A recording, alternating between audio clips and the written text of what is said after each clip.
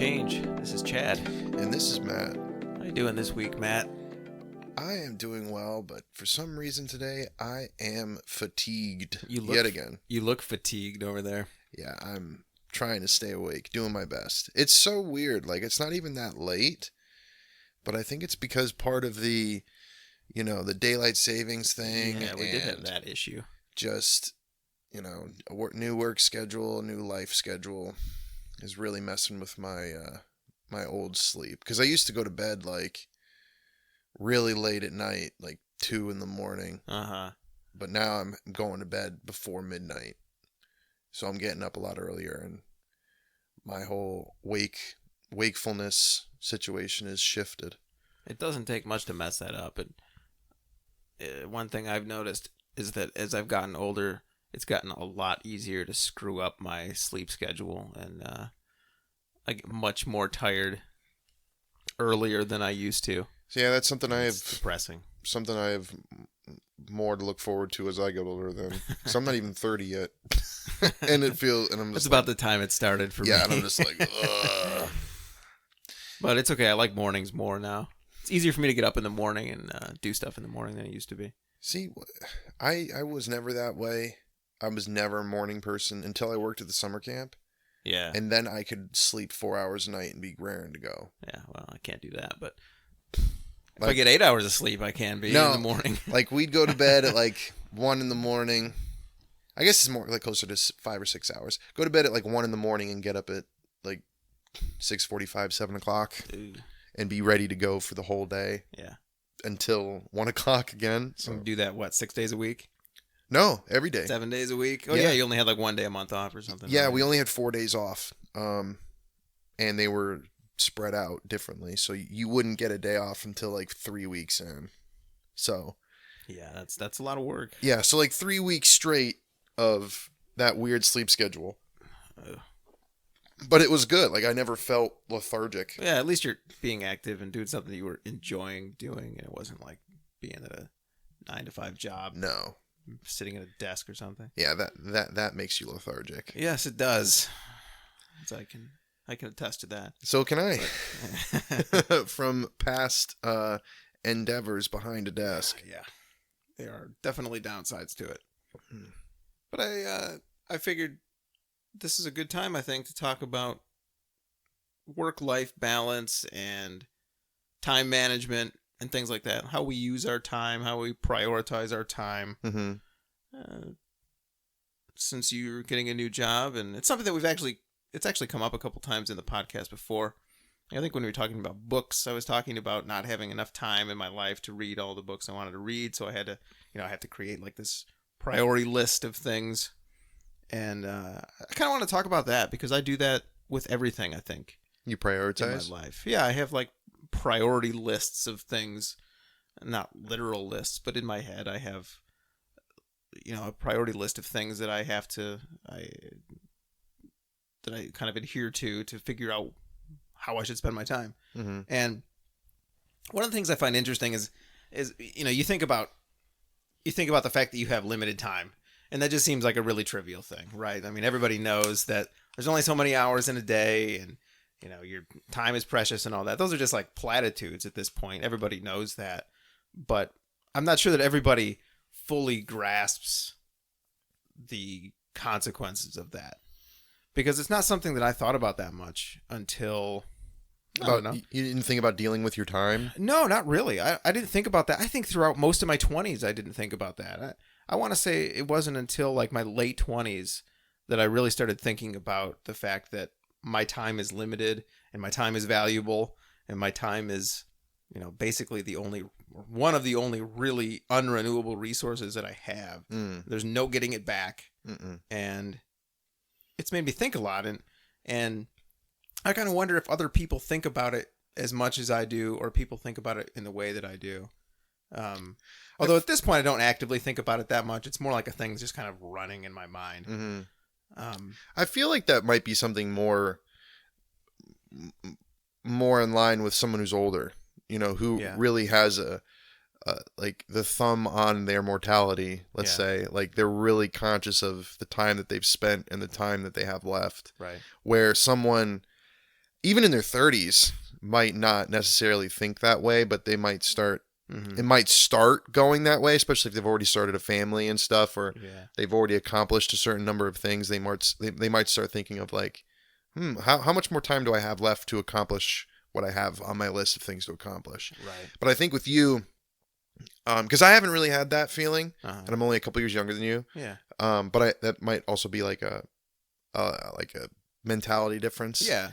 Well, it could be a personality difference. Yeah. Or but I think kind that of a belief difference. that knowing you and the fact that you do kind of prioritize a lot how you want to spend your time, that you don't have a lot of like free floating time, Right. where I feel like most of my time that I have in my life is free floating, and I try Mm-hmm. to fill it with random things. I don't plan as much. Mm-hmm. And I feel like you're more of a planner. Yeah, and I think that is a personality difference. I can't remember which test it was. I think it was the Myers-Briggs test. I was taking it at work at one point. Sure it's not the Enneagram? It wasn't. No, it wasn't that one. Pretty sure it was Myers-Briggs, but I don't remember what dimension of that personality test this was. But the lady that was giving us the test was talking about the difference between, the two sides of this personality type. And one of them was like the sort of person who loves having their free time and, their unstructured free time. And the other side of it was people who love their free time, but they want it to be planned. Like they want to have planned for the free time ahead of time. Yeah. And that's me. Yeah. Like I'm okay with just kind of sitting around and doing nothing, or, having time where I'm going to spontaneously do stuff, but I need to have planned that ahead of time. I need to know, like, okay, plan spontaneity. Yeah, this Friday I'm gonna have 3 hours of planned spontaneity in the evening. Jesus Christ! I mean, seriously though, I really am kind of like that. That's like a movie trope type character thing. Yeah. Like, okay, you pull out your journal of like your dates, and you're like, okay, 1 to 2 o'clock is planned spontaneity. 2 to 2:30 is bathroom break. 2:30 to 3. Yeah. Some light snacks. Right. But it doesn't feel like I mean my life feels richer for having done this. I don't think of it as like a stuffy thing. No, I wouldn't paint you that way. Yeah, I don't think I'm that way. I actually think that I use my time pretty wisely. But I mean, like what I'm kind of talking about is everybody has to. Okay, so everybody's a big part of everybody's time involves obtaining the things that people need to survive. So we're all biological creatures that are subject to the laws of physics. So we need energy. We need to eat. We need to make sure that we don't freeze to death. You need to sleep. We need to sleep. We need to make sure that we have clothing. We need to make sure that we have clean drinking water. And maybe some sex in there somewhere too. Yeah, that too. And lots of other things, companionship and things like that. But what I'm saying is like, there's no way around that. So we have to spend a certain amount of our time getting those things. And most of us just work, most of us work a 9-to-5 job or something. And that's how we obtain, we earn money and we use that money to buy those things. And of course, there are different ways of doing that. You could be, and we're not going to get into that conversation. Well, yeah. I mean, it actually leads into an interesting conversation. But I almost said something to bait that conversation, but I'm not gonna. I'm gonna be. Well, no. I know what you're gonna say. No, you weren't. And I don't know. What did you think I was gonna blurt out just now? We're not gonna go there. Okay, just for fun, we can edit this out if you want. What did you think I was gonna say? Well, I think I was thinking you're gonna go into that wage slave. Yes. Yeah. Damn it. Fuck. Yeah. See. Yeah. Well, you have to edit it out. Look at that. You have made your points clearer than you think you've made them. Okay. Then, so we'll just go back to the life management. Go ahead. No. Well, it's an interesting point though, because that's one way of we can work to earn our living, or we could actually be out there in the fields harvesting our own food and hunting our own game and in a community. Yeah, sure, but regardless of how you decide to solve the problem of how we all get our necessities, we spend some of our time getting our necessities. Yeah. So that leaves only a certain amount of time left over for other things. Mm-hmm. You know, in my case, it's like I work a full-time job, which is only about 40 hours a week. You know, a lot of people work a lot more than that. So in my case, I work 40 hours a week, and then there's all the other little like life maintenance stuff that I have to do. Cook meals, pay my bills, go grocery shopping, commute, clean my bathroom, wash my dishes, do my laundry, do car maintenance, paint, all of that kind of stuff. And then there's like the maybe not necessity stuff, but stuff that I really want to do, exercise. You know, I try to exercise like maybe 4 or 5 times a week or something for, like an hour at a time. I go for a walk, or I get on the treadmill, or I lift some weights or something. And then, after I do all that stuff though, on a regular day, I probably only have, I don't know, maybe like 3 hours or something like that. Mm-hmm. And I mean, we can talk about whether that's a bad thing or not, and how to get more of that. I mean, like, I would love to have more of that. But the fact is, what I want to get to is that, on a weekday, on a work day, I only have, let's say, 3 hours of free time. Mm-hmm. And that's time that I want to spend in a whole bunch of different ways. I want to spend it with my loved ones. I want to spend it doing this podcast. I have stuff that I want to read. I have things to write. I kind of have my daily journal that I write in every day. And then I got my blog posts going. There's movies I want to watch. There's TV shows I want to watch. There's backpacking trips that I want to plan. There's all this stuff that I want to do. And there's more stuff that I want to do than there is time to do it. Mm-hmm. And so I have to create some kind of priority list. Yeah, and I have an interesting take on that. I wonder if since you have such a planned, I guess, extracurricular life, mm-hmm. do you think it would benefit you if we were in some sort of situation where you didn't have to spend those 40 hours working? Or do you think that because you have such a strict window of time, mm-hmm. that it kind of puts you in a mode to actually do those things? Because you're not the type of person like me who, if you only have a certain amount of time, you end up doing nothing. Mm-hmm. Like, I'm the type of person who is like, man, there's so many things I could do right now. What do I do? What do I choose? Yeah. Like, should I read? Should I do this? Should I do that? And then I spend all my time trying to make a decision instead of actually doing something. Well, you just brought up like 3 points that I wanted to talk about. And well, the first one, the whole like trying to decide what to do. This is why earlier I said I try not to spend a lot of time actually thinking about this priority list, because that's wasted time in my opinion. And so when I find myself trying to figure out, well, is this more of a priority than this? And, is this more important or is that more important? What do I feel like doing, this or that? This happens to me a lot at work when I have a bunch of different tasks that I'm responsible for at work. Yeah. And sometimes it's hard for me it's impossible sometimes for me to figure out what's the most important thing to do. And what I've decided is just do something. It doesn't matter what it is. Just do something. And while I'm doing that, maybe I'll realize that there's something else I need to be doing that's more important. But as long as I'm doing something, that's better than sitting there trying to figure out what to do. Yeah. But the second thing you brought up, you're asking if I had more time, because if I had to work less and I had more free time, do I think I would be more productive and do more stuff? Yeah. Do you think you would benefit from it, or do you think that having such a small window kind of forces mm-hmm. you to allocate your time more effectively? Kind of both. Because one of the things I wanted to bring up is that before, like when I think back to like when I was a teenager and I didn't have a job, and I remember being anxious about getting a job because I thought, my life's basically over when I get a job. I'm not going to have any free time anymore. I'm not going to be able to play video games anymore. I'm not going to be able to do any of the stuff that I want to do.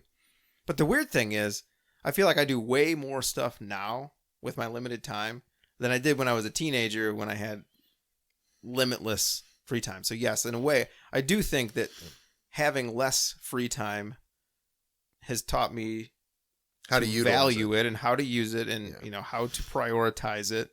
And that's kind of like the whole impetus for me having that priority system. Mm-hmm. But at the same time, I would I think at this point, if I had more time, I would like to think that would let me do proportionately more stuff. Uh-huh. But I kind of worry that it wouldn't. I worry that if I did have, let's say like I started working 20 hours a week, but I was making the same amount of money per year that I am now. Yeah. I worry that I would just waste all that time. And I also think that maybe the fact that I'm worried about it means that I wouldn't waste it because I'm thinking about it. See, because for me, I know that I'd waste it. Yeah, you think so? Oh, no, I don't think so. I know so. No, because I've had stints of unemployment where I'm like, I don't have to work. I have the whole day free. I've done what I needed to do to try and get a job. Yeah. So I'm just waiting, essentially. Mm-hmm. And I will sit down to try to write or something, or have the ability to read or to do anything. And I'll just sit on YouTube all day. Yeah. And do nothing productive. Yeah. I've done that. I did that like 3 days ago. Oh, really? Yeah. Like where I have a day off. I don't have any like errands to run or any of that sort of stuff to do. I'm completely open to do, to write or to do whatever. And like, I'm not like you, and to where I don't structure my time. I try to give myself, unstructured free time without, saying, from 3 to 2 or from 3 to 2, from 2 to 3, I'm going to read. From 3 to 4, I'm going to play a video game or something. I'm definitely more, I run more on like the inspiration or like base motivation type thing. Like, what do I want to do right now? Yeah. Let's do this. And then kind of just like go with that for a little while. And then maybe if I get some sort of spark for something else, it'll change. Mm-hmm. But it's kind of hard to get things done when you're running on, I need to wait for inspiration. Yeah. That's like the big problem with writing too, is like, I'm not inspired to write, so I'm not going to write. But I should be writing, and I can be writing. But I'm waiting for that spark of, whatever. And like first of all, I don't literally plan it out. I know you don't, but I'm just saying, like, compared to how like you talk about, right? Yeah, I'm sure planning your time. Yeah, and I'm sure that just even in these podcasts, people can kind of tell that I plan my time like that. What was I going to say? Oh, I was going to say I totally get what you're saying, because I tend to do the same thing too. I mean, like I catch myself like if I might do this tomorrow. I have like almost a whole free day tomorrow, and I might catch myself tomorrow sitting here at 2:00 in the afternoon, not having done anything. Yeah, having not accomplished anything. Right. Whereas if I knew that I had to be somewhere at noon tomorrow, I would probably get up and do stuff in the morning. But yeah, I totally understand like that temptation to just, that you have a day to sit and relax, and you only have a couple obligations this day, and that you can just sit there and coast through the day. Mm-hmm. And yeah, I mean, like that happens to me sometimes too. And I do a lot of things to try to avoid doing that though. Do you get up early on your days off? Generally, I get up like around 9. I don't know if that's. When do you normally wake up? If you don't mind me asking. On a work day. Yeah. Around 7:30. So you sleep in a little bit. Yeah, I sleep in like an extra hour and a half or something. Okay. Yeah. Because I know some people who like they're always on their schedule, no matter the day. Yeah. So if they get up at 6 a.m. on a work day, they'll get up at 6 a.m. on a day off, just because it's like how they run. I kind of want to be that way. I'm always trying to train myself to get up earlier in the morning, but I still like sleeping in too much. Fortunately, now 9 o'clock is sleeping in for me. Yeah. Last year, when I was living in Maine, I used to get up early every day. Mm-hmm. Mostly because I was working every day, so there was no like actual full free day. But I was writing, and I wanted to do some writing and do some editing and do all that sort of stuff before I went to work. And I wanted to have my coffee, and I wanted to do all this like morning prep stuff. Mm-hmm. So I'd get up 2 hours essentially before I had to be at work, so I could like have a morning. Since then, and since I changed the job to where I was working at nights, that kind of went away, where I was sleeping more and just kind of using my free time however it just like came to me instead of saying, I'm going to get up at 6, I'm going to sit down, turn on my computer, run through some stuff, make myself a cup of coffee, get myself ready for the day. When I was working nights, it was, I get home at 6 in the morning, go right to bed, wake up at like noon or whatever, and then just like figure out how I felt and then go from there. Yeah. And I feel like I'm more in that second mode of where I'm just like, just going to get up and roll out of bed and not really be motivated. But that's like another personality thing too. Yeah. That actually it brings up something else I wanted to talk about, which is, well, you mentioned this kind of earlier, like you tend to do what you feel like doing in the moment. Yeah. I've had a lot of trouble with that in my life because I think that can lead to, that leads to a lot of bad habits, I think. I mean, maybe yes, you can attest to this, but like, well, if you kind of let yourself be guided by what you feel like doing at any given moment, you tend to not do a lot. At least I do. I mean, like, if you ask me at 9 a.m. what I feel like doing, well, what I feel like doing is laying in bed and sleeping, maybe eating some sugary breakfast cereal and watching TV or playing on my phone or something. Like, that's what or at least there's a big part of me that wants to do that. Yeah. But of course, there's another part of me that doesn't want to do that. The part that wants to have bacon and eggs instead of sugary cereal. Yeah, because that takes Oh, it does. You laugh. No, but the prep that it would take to make a bowl of cereal is almost none. Right. To actually get up and make yourself a hot breakfast takes a lot of motivation. It does. There was a good period of time when I was doing that every morning before work too. Yeah, and doing even something simple like that, like cooking yourself a good hot breakfast instead of just eating a Pop-Tart. Well, plus you got a bunch of protein in there. Well, yeah. But I mean, just the action of like, I'm going to get up, I'm going to do this stuff. Yeah. It requires my mind to wake up. Yeah. Pouring stuff into a bowl is very mindless. Yeah. So that started out as a joke, but that's actually really true. No, I know. I mean, it's funny also, but it's funny because it's true. Yeah. Yeah. But where I was going with that is that one thing that one kind of trick that I've learned to try to use my time better is to think about what I will be glad that I did by the end of the day. So like essentially thinking about what my future self will be happy that I did. So I run into this a lot. I sometimes get asked, like if I'm planning on doing something that I don't really feel like doing. Like let's say I'm supposed to go to some party, but I don't really want to go to the party. Sometimes I'm asked like, why don't you just not go to the party because you don't feel like going to the party? And my response to that is, well, part of me doesn't want to go to the party, but part of me also knows that future me is going to be glad that I went to this party for whatever reason, because it's the right thing to do. I'm like reciprocating something, or I said I was going to be there and people are kind of expecting me to be there. Or for whatever reason, it's the right thing to do. Or I just know that I'm going to go and I'm going to have a good time and it's going to be better than the time I would have sitting at home. And so, the answer to like, well, just do what you feel like. Why don't you do what you feel like doing? It's like, well, that's complicated because part of me feels like sitting at home doing nothing and shunning the outside world and eating chips and watching TV in my underwear or something. But the other part of me wants to go out and do stuff and interact with people and uphold my obligations.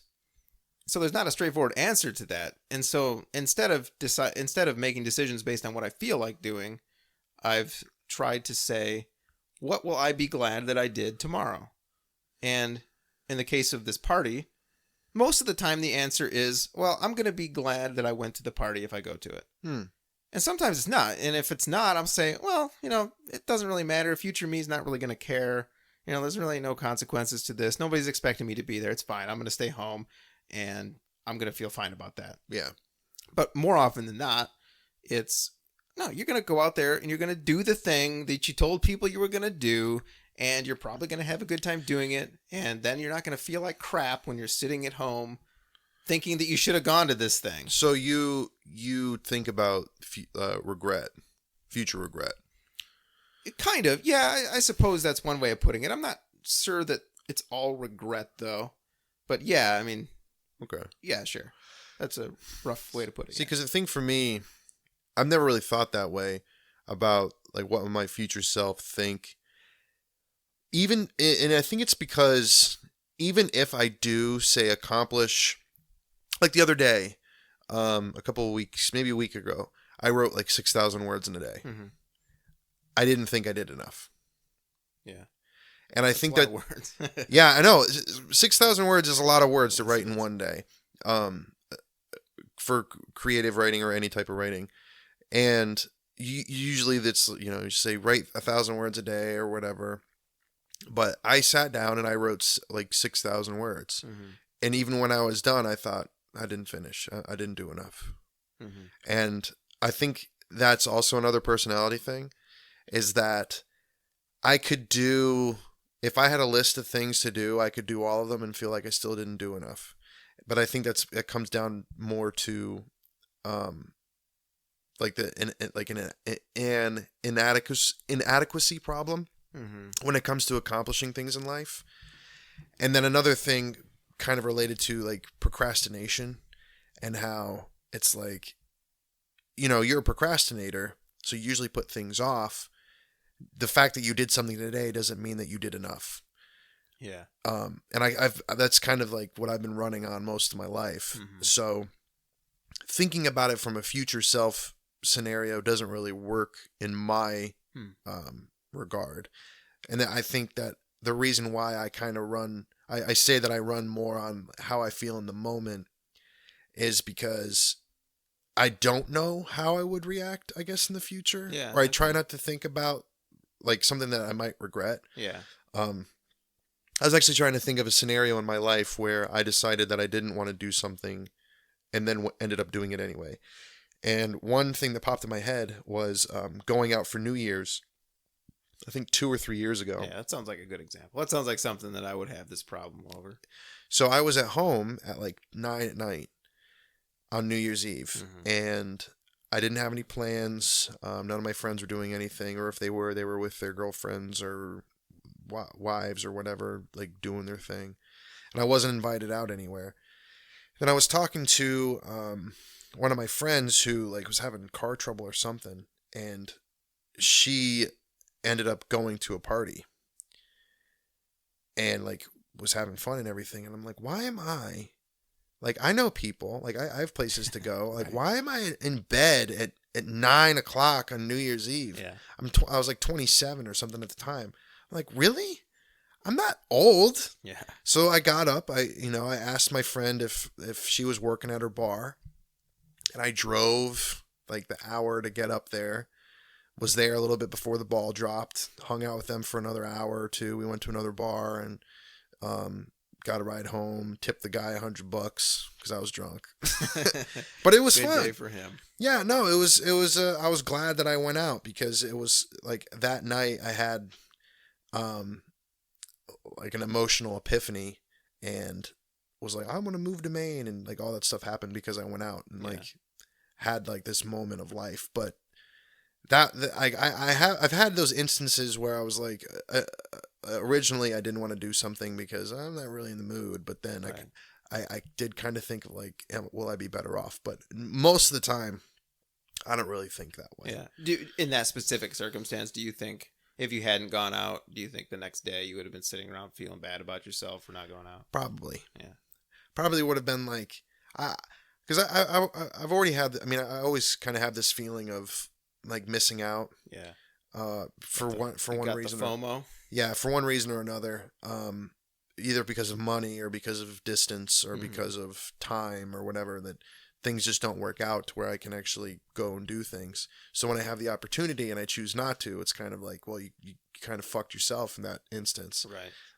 Because at the time I was working a good job, so I had the money and I had a vehicle and I had people to hang out with. So if I didn't do that, it would have been my choice. It wouldn't have been some sort of circumstance that I was victim to. Right. Which sometimes I don't feel like I'm missing out when it's something that I can't,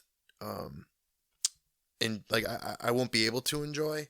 Like my buddies invited me out to go bowling recently. And I was like, man, I got $20 to last me 2 weeks. Right. Like I don't have the gas money. I'm not going to have you pay for me. Yeah. It's like, we'll hang out in the future when I can. And I didn't feel like oh, woe is me, I didn't get to go. It was more of like, these are the circumstances. Right. That's a choice that I couldn't make. Yeah. Okay. Yeah, that makes sense. I think that it's kind of like thinking about. It's kind of like an opportunity cost thing. Yeah. Which is something else that I've thought a lot more about as I've gotten older. Like, I've thought a lot more about, if I do this thing with my time, what are the things that I'm not able to do with my time? And I think that changes my decisions about how to spend my time a lot of the time. Like, I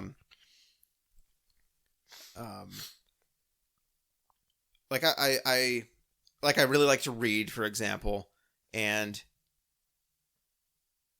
would I like to spend a whole day reading, let's say? Well, I under certain circumstances, yes. Yeah. If I'm like if I have a cold and it's a rainy, cold Saturday and I don't have any other obligations, then yeah, I'm probably going to be happy to sit inside and read all day long. But if it's a beautiful Saturday and I don't have anything else to do and I'm feeling great, then I'm probably not going to feel that good about spending all my time inside reading. I would prefer to be doing something else. Like outside. Yeah, I would prefer to be doing something that kind of benefits me more, or that's going to be more enjoyable. Because it depends on the opportunity cost. It depends on the alternatives. What else could I be? Like, what else could I be doing when I'm sick and the weather's crap? Not very much. Unless there's some major obligation that I need to be attending to. Like work. Right, yeah. Yeah.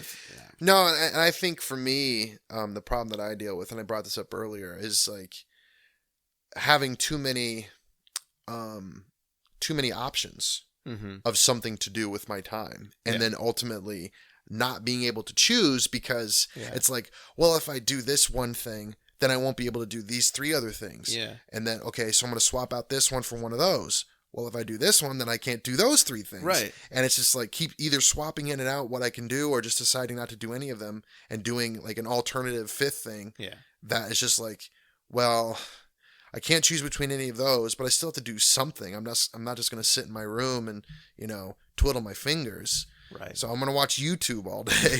And it's just like one of those that things. solves the problem. And it doesn't. That's the thing, Right. is that, I could have spent that time writing or reading or cleaning or cooking or doing anything. Right. But I just end up sitting in front of my computer watching, political videos or not even that, because even those I could say, well, I'm still learning something. Yeah. But if it's like, I'm watching ASMR cooking videos, what do I really get out of that? Nothing really. What do you really get out of that? See, they don't talk in the cooking ones. No, the ASMR cooking ones I found, it's like this Korean channel where they make like really nice looking desserts and they don't talk. It's just like the ASMR from like the... You hear like the dough. Yeah, the dough sounds and like the mixing sounds and it's very like... They bring the bowl up really close to the microphone. Oh no, I'll show you a video later if you're interested. It's really nice stuff. I'm interested in the ASMR stuff. But like my life is kind of like just a landmine of regrets of time not well spent. Yeah. Which kind of sucks because I don't mean to laugh. No, I laugh about it too because it's like, because some of it, like I described, is me making the wrong choices. Yeah. It's, I have the ability to. I'm not some victim of circumstance. Mm-hmm. I have the ability to do something. I just choose not to because I'm stuck in this no choice loop. And I've talked about that before in writing on one of my other blogs about, having too many choices. Like, this is not just like in the day to day, but also life choices. Yeah. We've talked about that several times. Yeah, the like whole analysis paralysis thing. Yeah, and feeling like, oh, I'm really intelligent, so I could go into any of these areas in college. Which do I choose? Yeah. Well, I could potentially excel in 5 different things. Yeah. Which one do I do? Well, if I do this one, I can. And it's just like this long looping roller coaster. It's like the downside to freedom. Yeah, which we didn't really get into in the Convenience Society. Right. In that discussion, we talked more about. Well, I wanted to talk more about like the detriments to the human psyche. Yeah. When they have too much free time. Right. Essentially. Yeah. But one of the conveniences that we have that I think we might have brought this up. Yeah, we did. Because we were talking about if we could live in like a tribe or something. You brought that up. Yeah, I did. I brought that up right at the end. Yeah. Yeah. But it is something that I think about sometimes. But the one, like, deciding how I want to spend my time for my life, choosing a career is a big thing. Like, I'm still even grappling with that now. Trying to decide what decision will be the best thing for me. So in 30 years or whatever, I won't say, man, I wasted all that time on this thing. And I think that's like the salient point there. It's that there's a certain appeal to the kind of life where you don't have choices, because then at least you can't regret anything. Like, if you're a serf and, you just kind of live the life that's plotted out for you because that's your only option, your life might suck.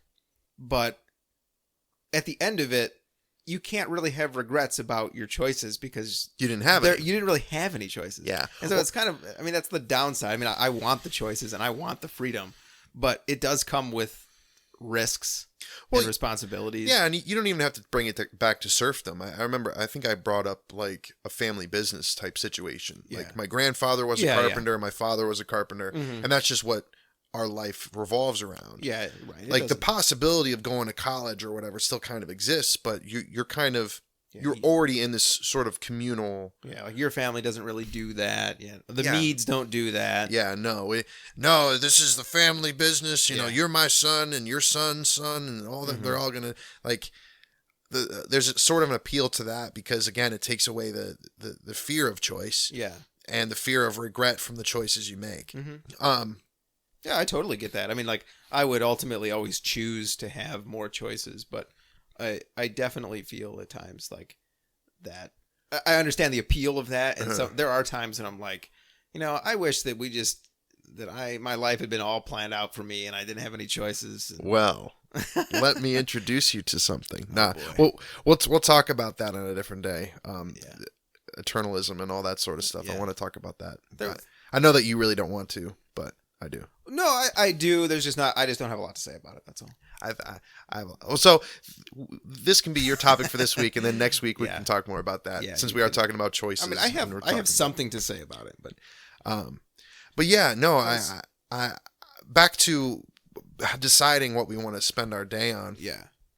There have been times, even when, like, again, in my life, I think my life is more of the bad side, and yours is more of not like bad and good, but like you obviously have a lot more structured time in your life, historically, and I have had more free flowing time. Like, there was one time when I was working at the library where it was my day off, so I had no obligations. I played a video game all day, and I hated it. Yeah. But it's like, I had nothing else to do, you know, why should I feel bad about doing this? Yeah. But then there's like part of me, it's like, well, I could have been writing, or I could have been doing this. Yeah. But the problem is that if the game wasn't there, the likelihood that I would have done those things instead is still very small. And then I'd find, like, my brain would find another reason to say, you wasted your time today. No matter what you did. Oh, okay. That's not what I thought you were going to say. No. I mean, you can say what you thought I was going to say, but there's been times in my life where even if I do, like I said before, even if I do something that's relatively innocuous, that it's like, oh, you wasted your time, you could have done this, but I know that if I had spent that time trying to do that other thing, that my brain would have been like, oh, you could have spent time doing this. Yeah. And it's this really weird, really weird thing of like, and this kind of comes back to the inadequacy thing. It's like, nothing I accomplish or do will be good enough for my own, like, non-regretting my time. Yeah. But again, that's more of a personality thing, and less, I think it is also tied to my not really wanting. Like, I can't put myself in a structure for time, but I know that I benefit from a structure. Yeah. Because at the camp, if it was like you can't like self-impose it, but if somebody else imposes it on you. No, I'm not good at I'm not good at self-imposing things. Yeah. I was going to ask you earlier, just as kind of a little side thing. Do you ever do the thing where you try to reward yourself for doing something? Like when you tell, I mean, obviously since you just said you can't do the self-imposed thing, I'm guessing the answer is no. But if you don't try to do the thing where you say, okay, if I write 5,000 words today, I'm allowed to watch that movie that I wanted to watch, or play that game, or eat that pizza, or nope. You know, I do not do that because it doesn't work, or you just don't do it. I don't think I've ever tried to. I think I've thought about it before. Yeah. Especially along like when I was working at my old office job. But since I kind of live on a more visceral, I'm going to do this because this is what I want to do and this is how I feel. Yeah. I can't really hang anything over my own head. Mm-hmm. Say like, you can't do this until you do your work. Yeah. Like I've never been able to do that. Okay. It's like, I can't self-impose because I'm not an authority onto myself. Okay. Like I can't stop myself from doing something I want to do because it's like, fuck, like I'm just going to do it. Yeah. Like I want to do that. You know, it's like, who's going to, I can't, I'm not going to stop. It's like, I'm not going to stop myself. Yeah. You know, that's interesting. I can't, like, since I can't self-impose those things, unless it's tied to something else where it's being imposed by someone else. Like I can get up at 6 a.m. if my job requires me to get up at 6 a.m. Right. So that's kind of like a sort of self-imposing. Like I could get up at like 7 and still get to work. Yeah. Yeah. But, you know, but when it comes to like a reward thing, I can't set my brain up in a way to where I can reward myself for work. Mostly because I kind of fall into this thing. I mean, there's been the memes about it where it's like, oh yeah, I did all this stuff. I can, you know, relax now. It's like, you're relaxing. You should be working. Yeah. And it's like, oh, you know, you're working. Go have fun. You're having fun. Go work. And it's like this cyclical thing where it's like, I can't make a decision and no decisions are good enough. Yeah. And that's kind of like the track of my own life. Yeah. In long terms. Huh. But just to throw it back to you, do you do that? I do. I don't think it works it works. I don't think I do that as often as I should, but it does kind of work. You know, there are a lot of times when I come home from work, I'm tired. I feel like sitting down and, you know, reading the book that I'm enjoying right now. But I should also get some exercise. And so I tell myself, okay, put on your raincoat, go outside and walk a few miles, and then you can read that book for as long as you want and not feel bad about it. Yeah. And I'm pretty good at doing that. Yeah, no, if it was me, one, I wouldn't be telling myself to exercise because I don't do that. Mostly because I'm really bad at sticking to routines. Yeah. Yeah, it sucks. But if I came home and had a shitty day and I wanted to just like sit down and play PlayStation, yeah, that's what I do. Just do it. Because it's like that's what I want in the moment to make me feel better. Yeah. And then I may or may not regret it later. I try not to think about the future in those terms, mostly because when I do think about the future too much, then I start regretting a lot more things than just just how you spend your free time. Yeah, just that. So it's kind of like, don't think about that. Yeah. Deal with that later. Right now, you want to do this to make yourself feel better. It's definitely more of a like how can I rebuild my happiness scale in the moment? Yeah. Like will reading or playing a video game make me feel happier, or will exercising make me feel happier? Yeah. And I think I've already spent my day working. I don't want to work anymore. So I kind of want to. That makes sense. What if? I mean, maybe it just doesn't work this way with you, but for me, it's that I know that at the end of the day, I am going to be happier if I go out and walk a few miles and then read. I know that if I just sit there and read and loaf around, that ultimately I'm not going to be as happy and feel as good as I would if I had forced myself to do this thing that I didn't really feel like doing. Like, does that happen to you? Does it happen that I feel that way? Yeah. Yes. But I don't, like I said, I try not to like put it in terms of, well, golly gee, I know that I'm going to feel better in 10 hours if I do this now. It's more of like, I need to do this now so I can feel better now. Okay. Huh. And if I feel like shit later, then it's just like then that's a future you problem. Yeah. That's essentially how I feel about it all the time is, and And there have been plenty of times where like I will be like, one thing that I've wanted to do ever since I was like 15 years old is learn how to speak a new language. Mm-hmm. I've had, how old am I? Close to 15 years worth of time to learn a new language. Yeah, never done and it. I haven't done it. Yeah. And it's just like, man, if I had started doing that then, where could I be now? Yeah. I do that all the time. But in the moment, like in each little moment of that, like I could look back in the past 15 years of my life and say, oh, I had all this free time and all this stuff. But then I've got to remember, where was I mentally? Yeah. What was I worried about in the moment? What priorities did I have then that weren't conducive to trying to learn a new language? So there's this long-term, like, future regret type thing of like, man, if only I'd started that 15 years ago, where would I be now? Yeah. But I don't take into account, well, 15 years ago or 10 years ago, or I was in college and I cared about doing my schoolwork and I cared about having friends and I cared about this and I cared about that. And learning a new language while it was there was at the very bottom. Mm-hmm. And that has kind of, it's always been there. Like those kind of like goals have always been like at the bottom of that barrel. Yeah. But since they've always been there in my mind, it's like, man, if only I had lifted that priority up a little bit. Yeah, I know what you mean. I try not to think too much. I try not to go too far back because it's depressing. I wasted a lot of time when I was a teenager and in my like early to mid 20s.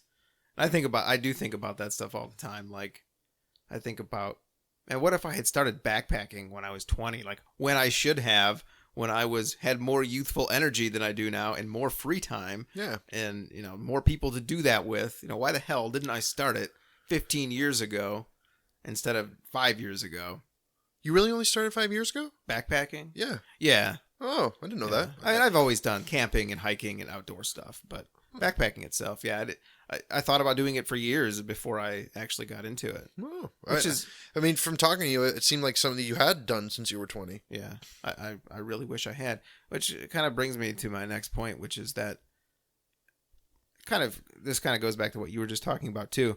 But I know that pretty much all of the stuff that I'm going to be glad that I did, everything that's worth doing, everything that's satisfying to me is something that I partly don't feel like doing at the moment. And it's something that I need to make myself do, and I need to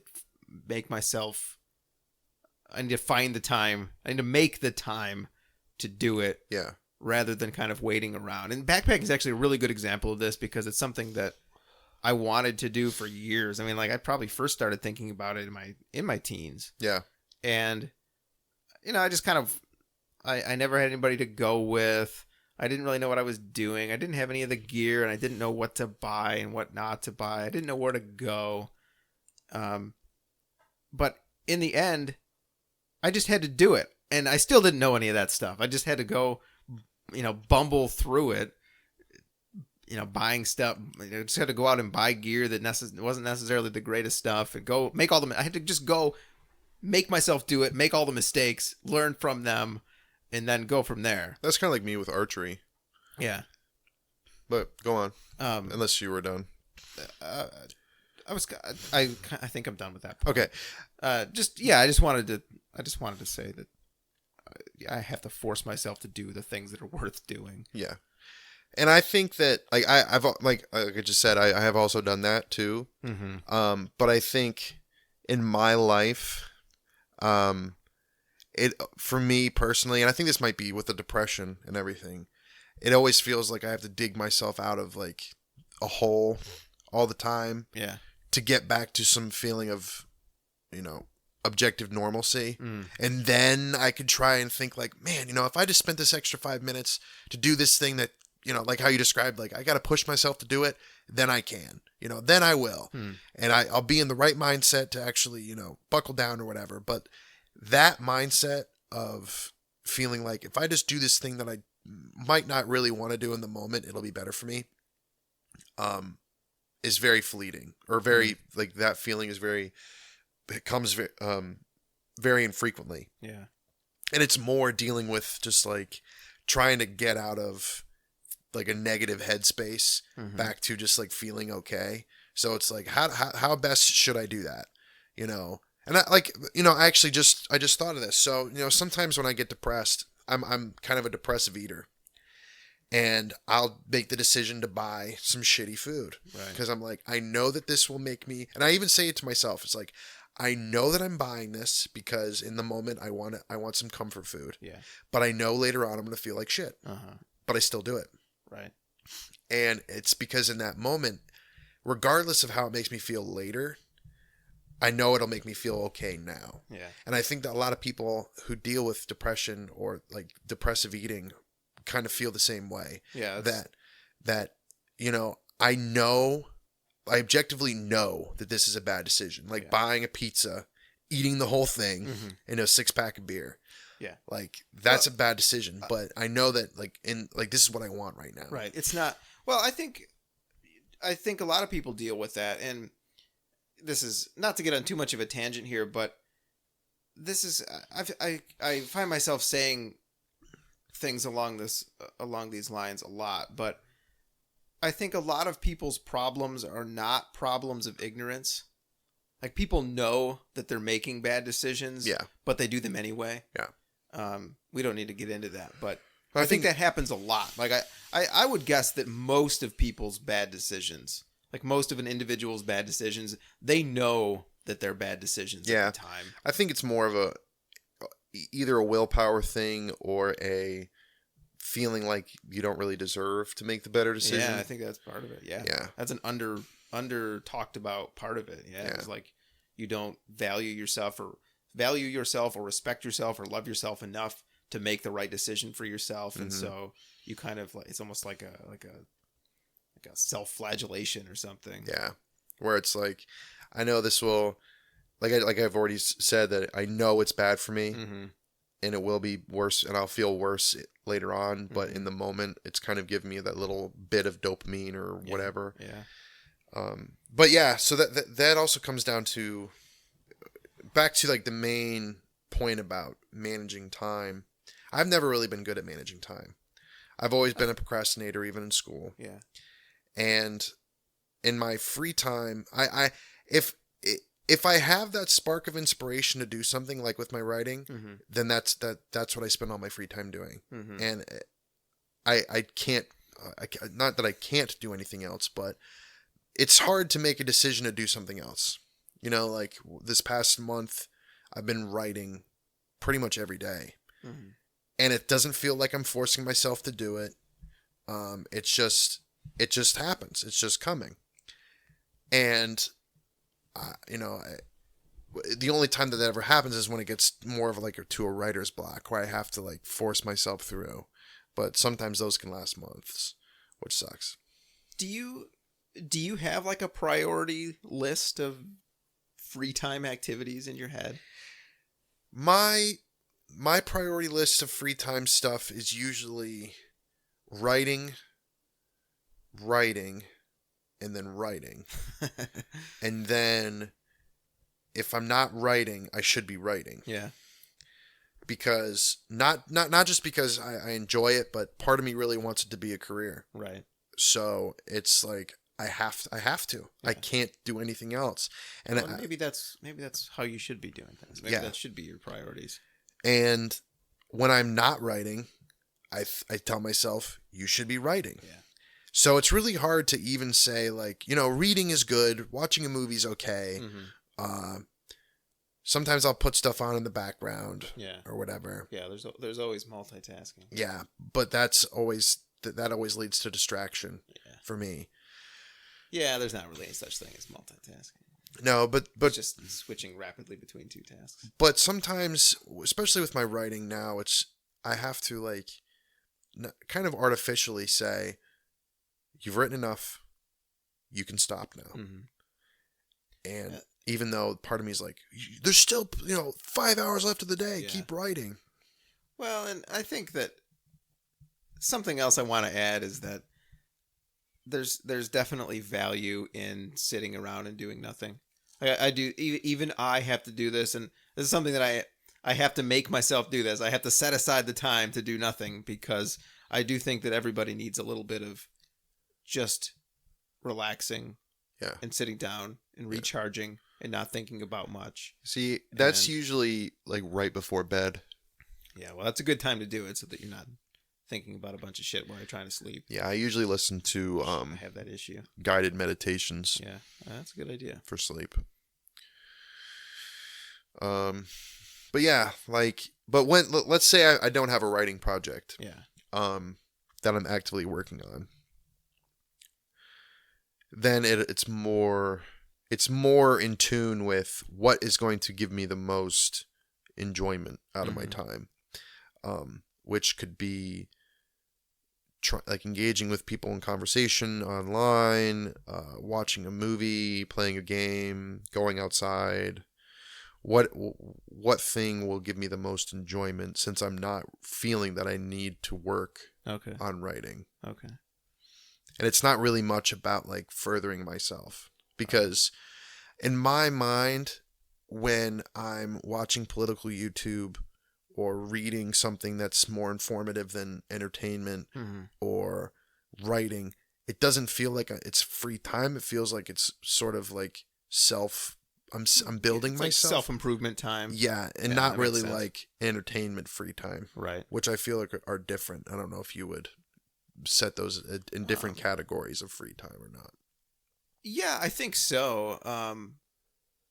Although if you when you do split them up though, it looks like I never have any fun. Yeah. Well, because the way that I keep talking about my priorities list, but I haven't really talked about what it actually is. Go ahead. But the way that I kind of have this structured is that at the very top of the priority list is the stuff that I need to do. Yeah. So the stuff I talked about earlier. Yeah. So the work stuff, the cleaning stuff, the taking care of myself stuff. Yeah. That was a given. Right. That's why. That's at the top of the priority list. Once that stuff's out of the way, it's like the other tasks that I do every day or try to do every day. So like writing in my journal and exercising are like the next tier of things. And maybe along with those, or like maybe in between these things, is any kind of obligations. Like maybe I told Matt I was going to read his story. I need to do that because I told him that I was going to do that. That's something, that an obligation that I need to fulfill. And then after that, it's like stuff that I enjoy doing that has multiple benefits. And I talked about this with books before. Yeah. But like, taking a walk, for example, is physical exercise. It makes me happier. Maybe it gives me something to write about. If I take the walk with somebody, it's giving me time to spend with somebody that I care about. So it's giving me like these 4 different benefits. And so that's higher up on my priority list than something like watching a movie that's basically just entertainment. And like the rest of my free time priorities are kind of like that. It's like the stuff that I can get multiple benefits out of is at the top, and then the stuff that maybe has like a couple benefits is in the middle, and then the stuff at the bottom is stuff that I still enjoy but is only doing one thing for me. And a lot of that stuff is kind of, I don't really have time for it anymore. Like video games. Video games is the way I play video games anyway. I don't play video games with other people most of the time. There's some exceptions, but back in my gaming days, I was mostly just a single player game person. Yeah. Played them on my own time, at my own pace, did it to relax. And I still like playing video games, but that's like a thing that only has one benefit, basically. It's just, it's entertaining, and I guess you could say maybe it's relaxing too. But that's kind of a low priority because there's a bunch of other stuff that I can do that's entertaining, relaxing, and it lets me spend time with somebody, and it gives me exercise, and it's, I don't know. Low in calories. Yeah, sure. High in protein. And so there's like stuff that I enjoy doing that's basically been bumped out of my life just because it's kind of moved down the priority list. Like video games is the main one that I always use, but even movies and TV, like I barely watched movies this whole year. Say TV is definitely low on the priority list for me. Movies are higher. We can get into this in a different conversation when we actually talk about movies whenever we do, but Movies are a little bit higher because to me they're a higher art form Yeah. than television is. So Even like the new shows that are sophisticated and long running. it depends. Like I'm not really into long running shows because like again like this kind of comes into how I spend my time. I don't get invested in long form things very often. Mm-hmm. Like the last long form show that I watched was Game of Thrones. But you know, any primetime thing like that, like not like that, but any primetime show that's on every Thursday night at 8:00, Right. don't care. Mostly because I don't think that they're that good. Right. Yeah, But- I don't watch. But I anything also like that. don't have the time to set my life around a TV schedule. Oh, exactly. I feel exactly the same way. Yeah, it's like, and because it has to fall into how I described about my emotional underpinnings of what would make me feel good. Like Yeah.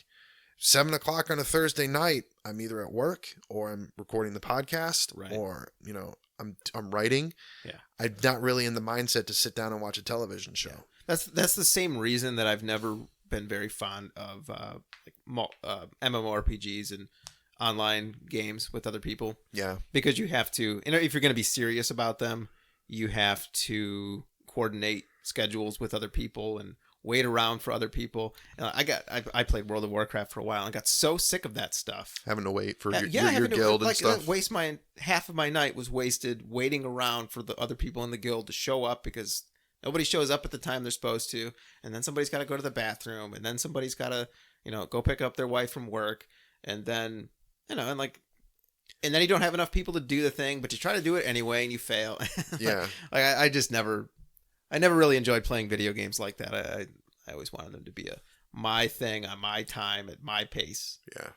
And the same thing about TV shows. Like, I never watch shows as they air now, because we have Netflix and we can binge watch things and I can stream things later. But I think there was maybe only one or two shows I've ever watched as they aired on the day, because I don't like doing that. I just don't like building my life around a TV show. Yeah, I mean, when I was younger, it was easier because scheduling was easier. Like, Mhm. get out of school When you at, had school, at yeah. 2, and then before I had a job, it was like, well, 8:00 on Tuesday. What else am I gonna do? Yeah. You Watch Lost. Yeah, exactly. No, exactly. Yeah, watch Lost. I don't know if it aired on Tuesdays, but I think it did. I think it did because too. that's one of the one or two shows that I watched as it aired that was kind of before the whole streaming thing. Yeah, I watched that. I remember watching that, Prison Break, and House. Yeah, I watched House too. Yeah. Oh, and How I Met Your Mother. I watched those, but that's neither here nor there. Yeah. But even with like the binging, it's like I like the fact that a lot of these Netflix shows that are new are really short. Yeah. Like Stranger Things, 10 Yeah, episodes, like 8 done. or 10 episodes or something. Just yeah. and then they're over. But like Supernatural, a show that I've liked for a long time. It's like a standard show. It's got like 20 something episodes a season. Yeah. They go on forever. They've got like 16 seasons, and I'm like, Jesus Christ. Yeah, that's a little much for me. You know, a lot of American shows are like that. They just go on and on and on. Yeah, I prefer the shows that have like 8 to 12 episodes Like you per like season. British TV. They have really short seasons. Yeah, I actually don't watch a lot of British TV, but yeah, I like Game of Thrones and Breaking Bad and True Detective and stuff. Oh, like that. yeah, True Detective. But yeah, for me, like, I'm not the type of person who like watches The Office 12 times over. Yeah. I don't even watch the shows I really like 12 times No, over. I used to do that with The Simpsons, but that's about it. I haven't even seen DBZ that much. No. And that's a show that I've been watching since I was a kid. Do you rewatch movies a lot? Not a lot of movies. Yeah. I've rewatched a couple, like a handful of movies over and over. Like I've seen Jurassic Park a million times. I've seen The Mummy a million times. Mm-hmm. I've seen the Indiana Jones movies, the original trilogy, the Scream trilogy, all stuff that I was like really into as a kid. I've seen over and over and over and over again, and then I've seen again as an adult. But movies now, I see it once or twice, and that's it. You're good. Yeah, that's kind of how I am about almost every movie, and that's how I am about most books too. Like, Yeah. I'm not much of a There's just so much stuff out there. Maybe this is part of my whole priority list thing. It's like I've already done it. Yeah, I could watch this movie that I've seen before and I like, or I could watch this movie that I've never seen before and maybe like it even more, or maybe not. And then you're like, man, I should have watched this movie that I know I already like instead of wasting.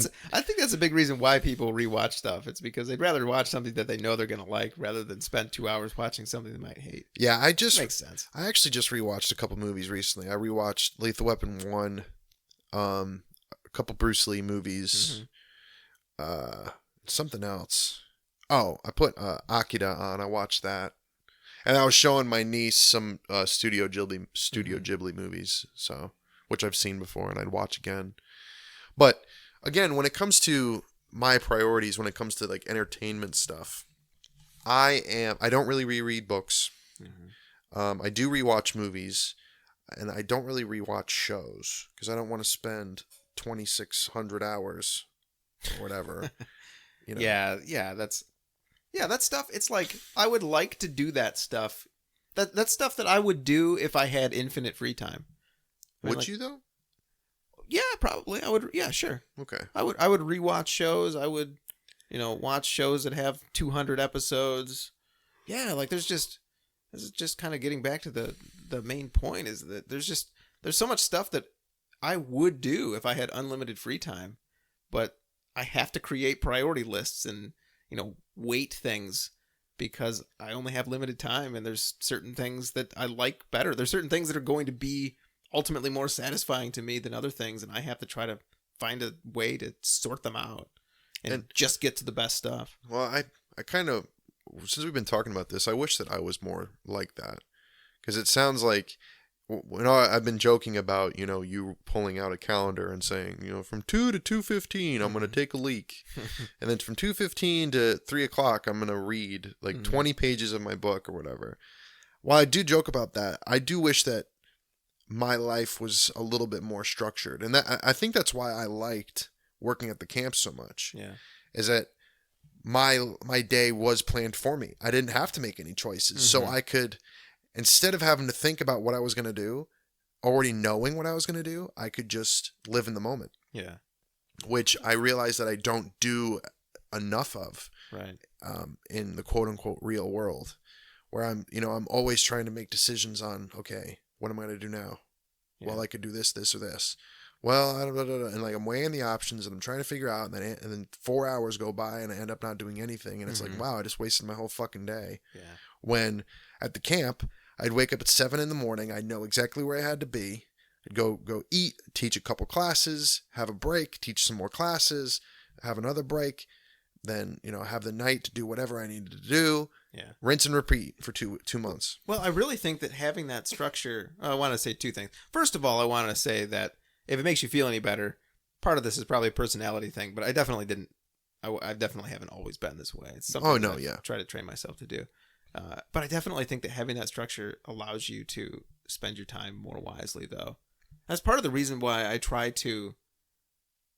actually try to schedule as much as I can in my life without feeling drained all the time. Because I know that if I have stuff to do, that I'm going to use my free time more wisely. I mean, even like today, even on our podcast days, if I come home from work and I know that you're coming over in a couple hours or an hour and a half or whatever, and I need to eat dinner, and there's like this thing I wanted to write, and I need to get out and walk a couple miles or whatever. Like, I know that I only have 2 hours to do it, so I just do it. I don't sit around thinking about what I should do and putting it off and procrastinating. I know that if I don't do it within these 2 hours, I'm going to have to wait another couple days to do it, and I don't want to because there's other stuff that I want to do a couple days from now. Yeah.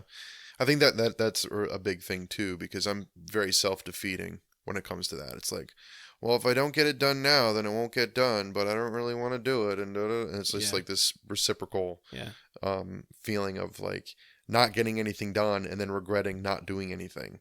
Yeah, so it's just this cycle. I was just going to say it is a cycle. And I think it's a thing where if you start to turn that around, you see the results really fast, because then it starts to ratchet up instead of being like the downward spiral. It's like an upward ratchet. Yeah. An upward spiral. Yes, an upward spiral. There was one other thing that I wanted to bring up that's kind of related to this, and I don't know, maybe if you're not interested in this or you think this is a different topic for a different day, we can talk about it a different day. But one of the other things as far as time management goes that has become much more apparent to me as I've gotten older is that my time is worth money. Like my time is can approximately be translated into dollars. Yeah. And I think that's something that people maybe don't think about as much as they should sometimes too. Like, do you think of your time like that? Do you think of your time as having monetary value? If I was paid for my writing, probably. Okay. When it comes down to working my job and then having the time outside of my job, the time outside of my job, I don't think of as being monetary. No, you don't do that. No. If I was being paid for, excuse me, if I was being paid for my writing, then I would. Yeah, well, that makes sense, but I'm talking about time that stuff that you're not being paid for. Like then no, when you're just go ahead and explain it to me. Well, like a really good example of this, like the most basic example of this, is like a car repair. Like let's say there's something wrong with your car, and it's a fairly simple fix. It's something that you could actually do yourself, but if you do it yourself, it's going to take, let's say, 5 hours.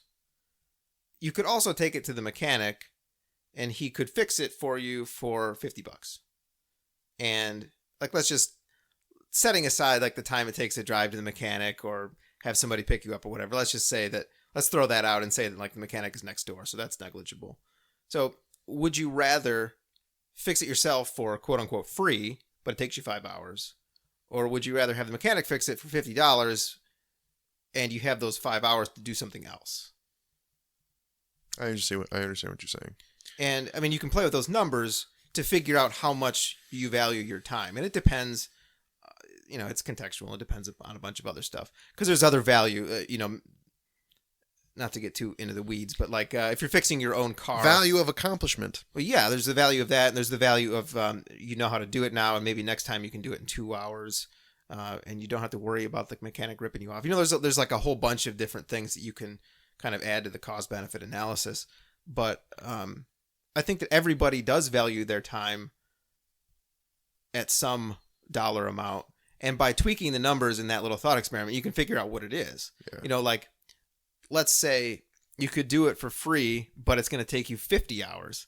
Would you rather spend 50 hours fixing your car? Or would you rather spend $50 having the mechanic fix it and have those 50 hours to do something else? I think most people are going to say they'd rather have the 50 hours and they'll just give up the $50. Yeah. But like, you play with those numbers and it's like, well, what if you can do it in 5 minutes for free?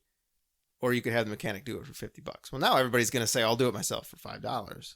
And if you play with for 5 minutes. Or 5 minutes. Yeah, if you play with that, you can figure out approximately how much you value your time at. And it's something that I've thought about a lot more as I've gotten older. Where do you value your time? Well, it depends on it depends on what it is, because there's, in real life, in non-thought experiment situations, there's always a bunch of other stuff. So, I mean, like that car thing does come up sometimes. And sometimes it is like, you know what? I don't want to mess with it. I'm going to screw it up. I don't know if this part's the right part. I'm just going to pay $200 to have the mechanic fix it and know that it's done right so that I don't have to worry about it. But I don't know. But to answer your question though, it's probably somewhere around what I make at my job. Okay.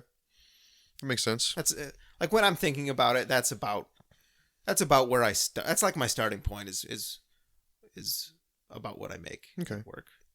Even though, I mean, I work a set amount of hours every week. It's not like the time I spend fixing my car is time that I would have spent making money. No, but it's that's what I thought you meant. Well, initially. Yeah. Where if my free time could be spent making money. Yeah. Would I rather do it that way? That's a little bit different too. Okay. But it's interesting to look at the other situation, because it's not that you would be making money. It's just that the benefit I would get from my free time doing something instead of just spending the money to get something done quickly. It's that my time is limited, and if I can spend some money to get that free time, essentially, I might just spend the money. Spend the money for the time. Yeah. I mean, I think it all comes down to the circumstance, but Yeah. The way you laid it out, I would agree that most people would pick, expediency over, the feeling of accomplishment, depending on how expedient. I mean, look, but you agree that there's some point in there where you would flip to do the other thing. Yeah.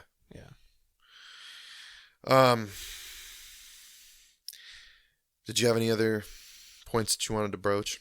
I don't think so. I think we've pretty much gotten to everything that I was thinking about and more. As I've learned a lot about myself. Yeah, well, that's good. Talking about this and more about you. Well, yeah, it's like a thing that sounds mundane when you just mention it, but once you start thinking about it and talking about it, I think it's a lot more interesting and helpful than you would think it is. And it really shines a light on our personalities a little more. Yeah, I think so. Which is interesting because I don't think we do this all the time, but there's always this kind of idea that we're kind of sort of on the same playing field when it comes to a lot of ideas. Yeah. Not all ideas, which we're learning now, which I'm glad that we are, but that we're kind of, in the same ballpark at least, but learning through these kind of different thought experiments or ideas that we are very drastically different. Yeah, we are. Which is interesting to me. Right.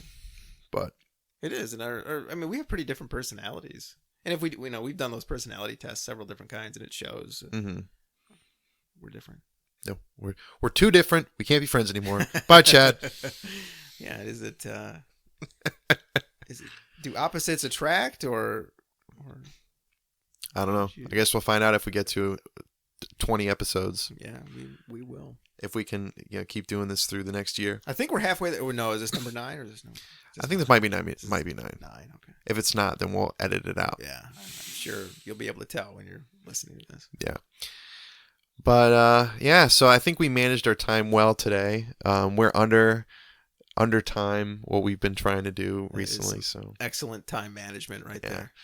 So I hope you guys think about how you manage your time and talk to us about how we manage our time. If you think that Chad's way is better, or if you're like me and you kind of just live on the seat of your pants and just like, I'm going to do what I want to do in the moment and forsake regret. Yeah. Let us know. Let us know which side you're on, or let us know. Or if you're different ideas. Yeah. If you're different from both of us, if you find some sort of medium, or you do pen down every minute of your day. Yeah. But this has been Subject to Change, and this has been Matt. Yeah, this is Chad. Thanks for listening, everybody. Have a good night.